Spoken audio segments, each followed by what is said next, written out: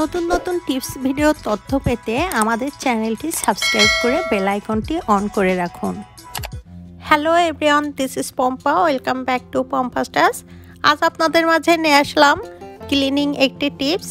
শীতের সময় আমাদের কম্বল ব্যবহার করতে হয়, আর ব্যবহার করতে করতে কম্বল যখন ময়লা হয় তখন এটি পরিষ্কার করা অনেক কষ্টকর। ওয়াশিং মেশিন অথবা হাতে কাচা ঝামেলা ছাড়াই আজ আপনাদেরকে দেখাবো খুব সহজে কিভাবে এই কম্বল পরিষ্কার করতে পারবেন।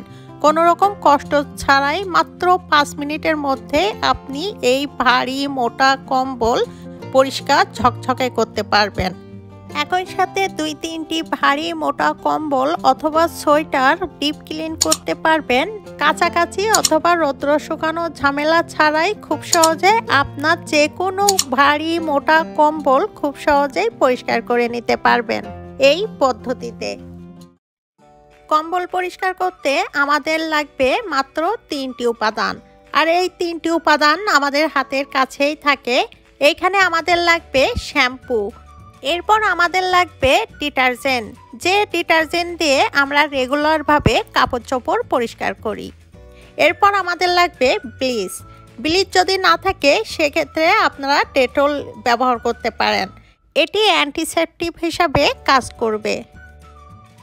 এখন আমাদের লাগবে বড় একটি গামলায় 1 মগ পরিমাণ পানি।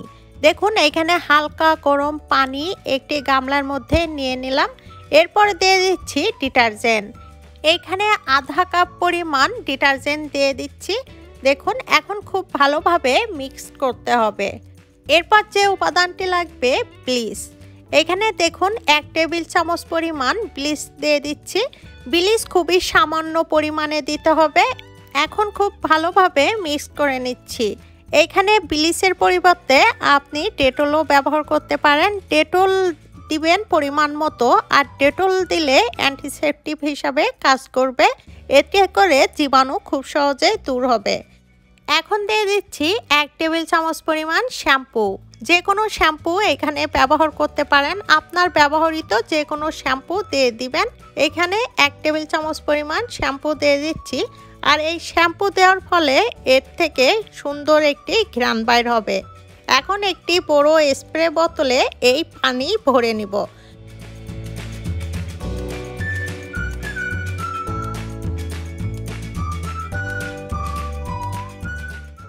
দেখুন স্প্রে বোতলে পানিটি ভরে নিয়েছি। স্প্রে বোতল যদি না থাকে সেক্ষেত্রে আপনারা হাত দিয়েও এই কাজটি করতে পারবেন। স্প্রে বোতল হলে বেশি ভালো হয়। এরপর আমাদের যেটি লাগবে ব্রাশ।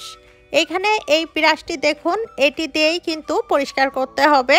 আর এই ব্রাশ যদি না থাকে আপনারা সেক্ষেত্রে কিনে নেবেন, এটি কিন্তু বেশি দাম না। আর এটি দিয়েই আপনি ভারী ভারী কম্বল খুব সহজেই পরিষ্কার করতে পারবেন। দেখুন এইখানে খাটের উপরে আমি পাতিয়ে রেখেছি কম্বলটি, আর এইভাবে কিন্তু বেডের উপরে রেখেই আপনি এই কাজটি করবেন। এটি চাইলে আপনারা ফ্লোরেও করতে পারেন, বেডে করলে আমার জন্য সুবিধা মনে হয়, এজন্য আমি এইখানেই করে আপনাদেরকে দেখাচ্ছি। দেখুন আপনার ব্যবহৃত ময়লা কম্বল এইভাবে পাতিয়ে নেবেন বেডে, আর এই কম্বলটি কতটা ময়লা হয়ে গেছে দেখলেই বুঝতে পারছেন। আর এই ময়লা কম্বল কাছাকাছি অথবা ওয়াশিং মেশিন ছাড়াই লন্ড্রিতে দিলে অথবা বাজারে দিলে কিন্তু অনেক খরচা হয়, আর এই খরচা ছাড়াই ঝামেলা ছাড়াই নিজেই পরিষ্কার করতে পারবেন। আর যখন এটি এতটাই পরিষ্কার হবে আপনি নিজেই অবাক হয়ে যাবেন। দেখুন এইখানে আমি স্প্রে করে নিচ্ছি। এক সাইডে আমি প্রথমে পরিষ্কার করব, খেয়াল করে দেখবেন এক সাইড কিন্তু আমি খুব ভালোভাবে স্প্রে করে নিয়েছি। এখন ব্রাশটি দিয়ে খুব ভালোভাবে ব্রাশ করতে হবে।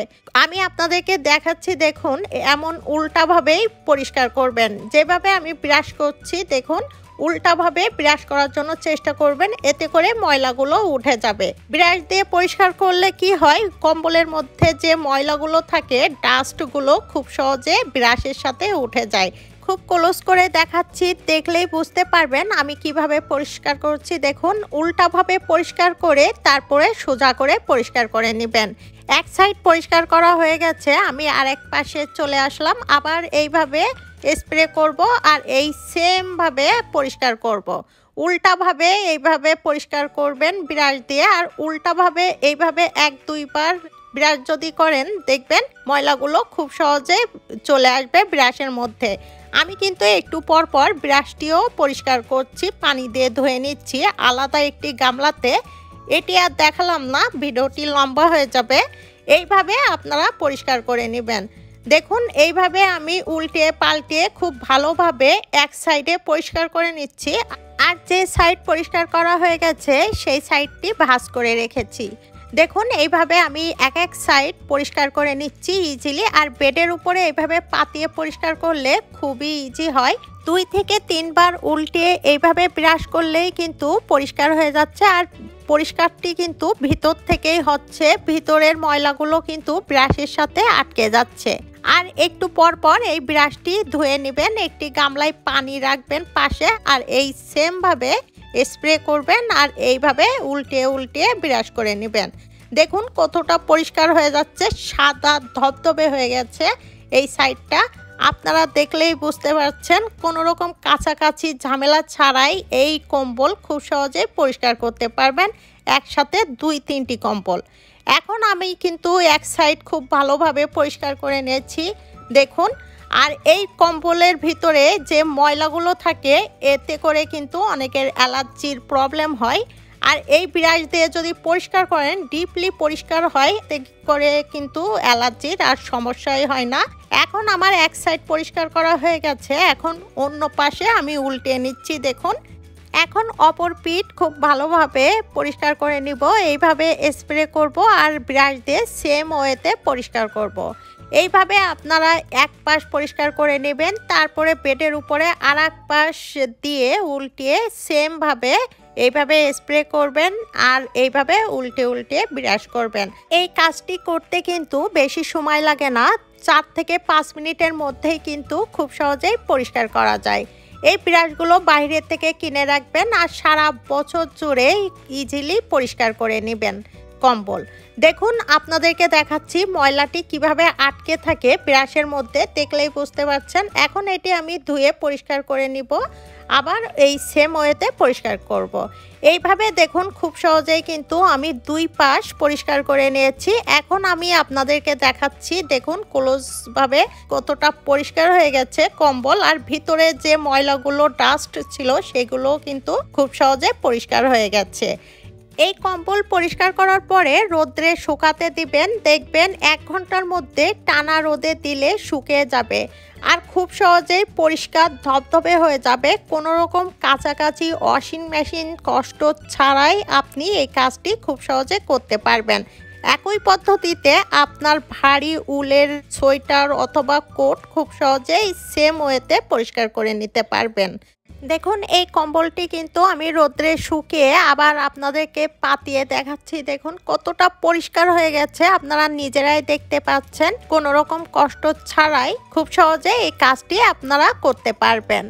ভিডিওটি যদি ভালো লাগে ফ্রেন্ডস অ্যান্ড ফ্যামিলির সাথে শেয়ার করবেন। যারা চ্যানেলটি নতুন ভিজিট করছেন অথবা ভিডিওটি নতুন দেখছেন এখনও পর্যন্ত সাবস্ক্রাইব করেননি, প্লিজ সাবস্ক্রাইব করে বেল আইকনটি অন করে দিবেন এমন সব নতুন নতুন টিপস ভিডিও পেতে। যখন আমি ভিডিও আপলোড করব আপনাদের নোটিফিকেশনে চলে যাবে। আর যারা অলরেডি ভালোবেসে সাবস্ক্রাইব করেছেন তাদেরকে জানাই অসংখ্য ধন্যবাদ। সবাই খুব ভালো থাকবেন, আল্লাহ হাফেজ।